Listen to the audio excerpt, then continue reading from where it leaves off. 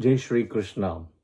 Today, I'm going to be talking about a very important topic where everybody should listen to this and understand the minute details. And this is extremely important as we are looking at charts, horoscopes, and doing cesarean, etc. All right, the birth of the child, the timing of birth. What signifies the timing of the birth? In back 50 years, 60 years, 70 years, right? Where it was just a clock, there was no atomic clock or anything, and it was just a wall clock, and God knows what time it was and how accurate it was, and everybody was literally, you know, um, I don't know. There is accuracy is a question mark, and everybody was just approximately writing.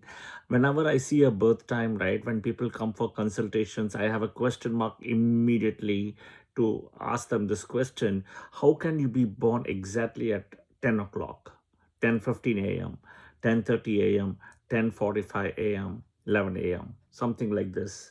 It just doesn't happen that way.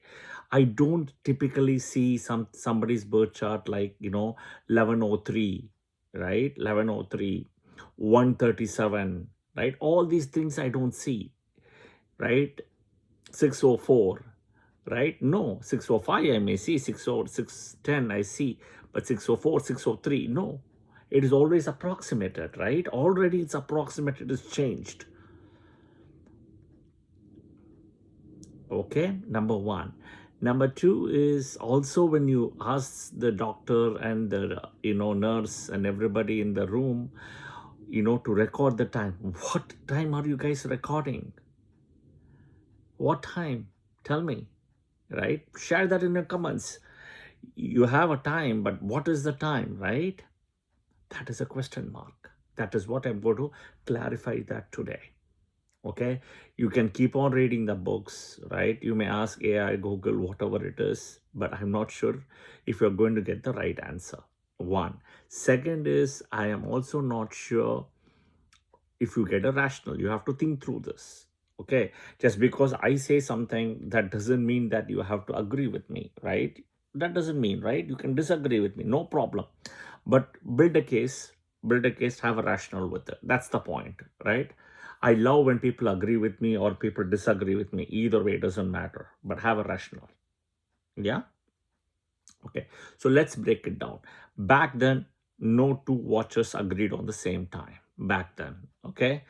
Two, we don't know what is the accuracy of the clock timing back then. Second.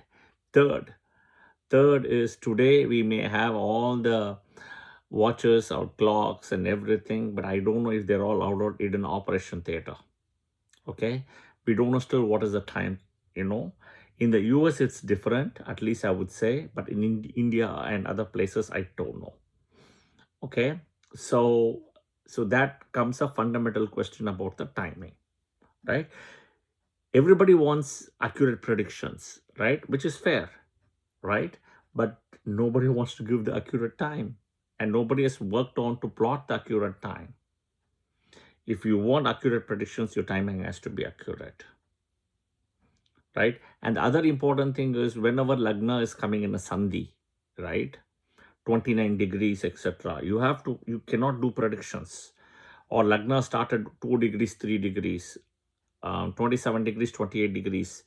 You cannot do predictions. You got to wait and pause and see whether what is the Lagna. Because there is a Lagna Sandhi could be happening. You cannot jump.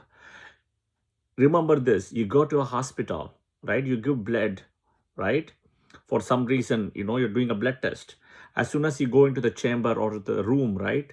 They will ask you, give me your full name, give your date of birth, right? They will ask you everything, right? To make sure that you are the person, and your address, home, number, etc., right? But they just don't, okay, you come here, oh, give the blood and go. No, no, no. There is a process. They validate every time. So as soon as you see a chart, a good astrologer is the one who would check first whether the Lagna Sandhi is happening or not. Lagna Sandhi, right? Whether it is happening between two lagnas, whatever it is, first thing. Second is nakshatra sandhi. Moon could be moving from one nakshatra to another nakshatra, right? Nakshatra sandhi can also happen. How many people do that? They don't. There is something called the Tithi Sandhi, third, which you don't need to worry. If you fix the first two things, that itself is enough. But you got to first focus and see these two details before you even want to get into predictions. But I see, unfortunately, 8, 9 out of 10 people immediately start jumping with predictions. You cannot. You cannot. I will clarify and tell you with 100% assurity, there are some very good astrologers in India who won't even predict without seeing all this. They will first validate some events, past events, something about you, your personality, etc., before they even tell what is the future for predictions. That is, I know there are some very good astrologers as well, right? But the problem is you cannot reach them so easily. They are in the remote of a village and all those things, and it's your karma. That's all I will tell you, to reach to the right person in India as well. Yeah. Okay. So that is the other question, right? Even for cesarean, everything. Okay, when you're doing a cesarean birth, right? What is the muhurta time? When you get the muhurta timing, right? What is the timing which you're going to tell the doctor for what? Even though it's a cesarean. These are fundamental questions, right? Which is what I'm going to be answering today. So what's the birth time? See, there are 5 or 6 things people usually will talk about, right? I had one of my clients saying, Srini, the birth time is whenever the person, right, the child, the woman is pregnant, that's the birth time, which is completely wrong, which I know it. But there was somebody, I'm sure everybody will agree on that, but somebody said this to me. So I just thought I'll put that. Second one, the child coming out, okay, completely coming out, right? The child coming out, the whole body in a way. Or maybe let's put it this way. Second is just the child coming out, right? The head coming out. Third is the whole body coming out. Fourth is child crying. Fifth is the child breath. Sixth is the umbilical cord cutting. Which is the one? Right? Which is the one? So the most important thing is, the answer is the last one, the umbilical cord cutting. Okay? I'll tell you why it's umbilical cord cutting. So anybody who's working on cesarean muhurtas, right? Anybody who's working on recording the birth time, right? This is what you want to do, is the umbilical cord cutting. Okay, and I'll explain also why it is. See, until the umbilical cord is cut, first thing is mom and baby are together. Remember, they always say to the mother, you eat for 2 people, not for 1 person, typically, right? When the mother is pregnant. So she's eating for 2 people, first thing. Okay, second thing is, whatever the mother eats goes to the child, correct? Okay. Third, the mother is attached to the child in a way, right? Uses the umbilical cord for everything in a way. The minute the cutting happens, the mother and child are separated. The mother and child are separated. The child is on its own. Yeah. Now what happens is, I have done a video on Panchabhuta Tattvas. Go watch the Panchabhuta Tattvas and the Gunas. I have done video.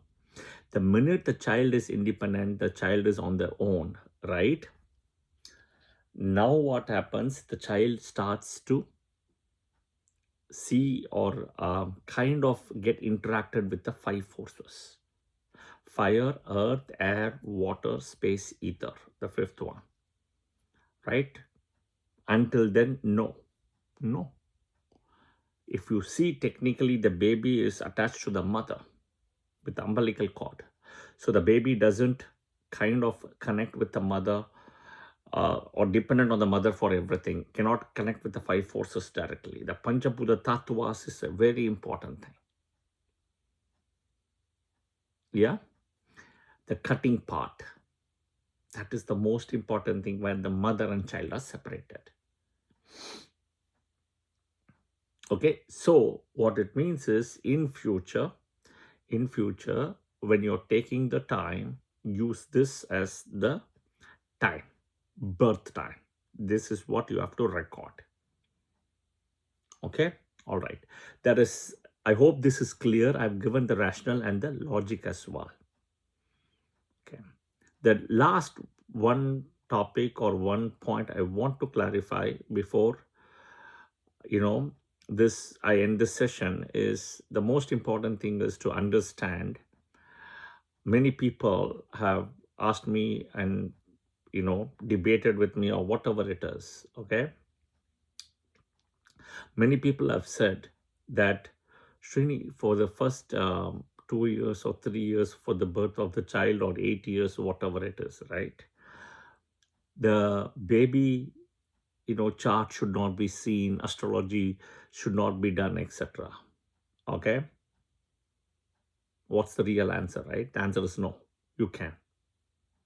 The problem is back then, if the astrologer is not able to understand or predict the longevity, is not able to see that, okay, then there is a problem.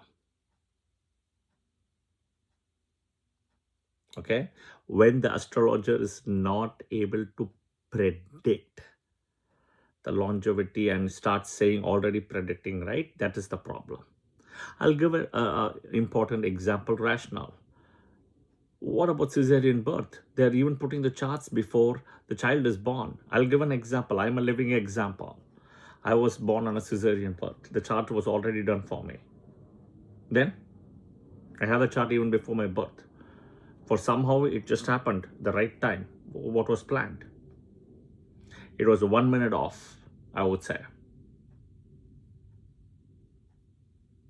Then, so my point is, it is okay to see the chart after the birth, no problem. Right? Because you need to know the child's nakshatra. How will you know the child's nakshatra? How would you know anything then? Second, it's also, people also can plan for cesarean, but cesarean wise muhurta, you have to give a 20 minutes muhurta to 28 minutes muhurta for each option. At least 3 muhurtas one has to work around, not a single muhurta you can give to a doctor or a hospital, which I've done it all the time, right? And sometimes it's very difficult, that is the fact. But again, coming back, umbilical cord cutting is the most important thing. One has to understand. This is the rationale, this is the logic. People don't even get it today. I've spoken to several people. People are not able to understand or say this. Yeah. Again, umbilical cord cutting, number one, to summarize. Number two is cesarean, surgery, everything. It is okay to do muhurta on whatever it is. As I said, I'm a living example. Number three, it's okay to see the birth chart after the child is born. No problem. Because you have to fix the birth chart. One thing Parashara, she says very clearly, and several books also said it, first 8 years or so, it's the child's karma, in a way, right? In the first 8 years of the child birth, it is just not a child's karma, in a way, okay? It's the parent's karma, in a way. The first 8 years or so, the parent has to face that karma. After 8 years is over, the child karma kicks in. Think about, in a way, after a certain age only the child will say, I want this, I want that, right? And starts doing actions and, things independently. I want this color, I want this, I want that. Until that, the child is very dependent and understanding and absorbing a lot of things. So that 8 years is also kind of an age where it's also called like a bal rishta and everything. Forget that. But 8 years, think about it. That is the same thing the book has also written. But that doesn't mean that you cannot put a birth chart, which is wrong. Yeah, so that is possible. I thought I'll also address this. This video, I hope people understand this when you are documenting a birth, timing of a child. This is important. That is where I also use the Lagna Nakshatras, right, to fix the time to see which nakshatra it's coming at. Yeah. So I hope this video was helpful. Please share the comments in the comment section and your feedback as well. Yeah. I really appreciate it. Thank you. And I'll see you guys soon. Have a good day. Jai Shri Krishna.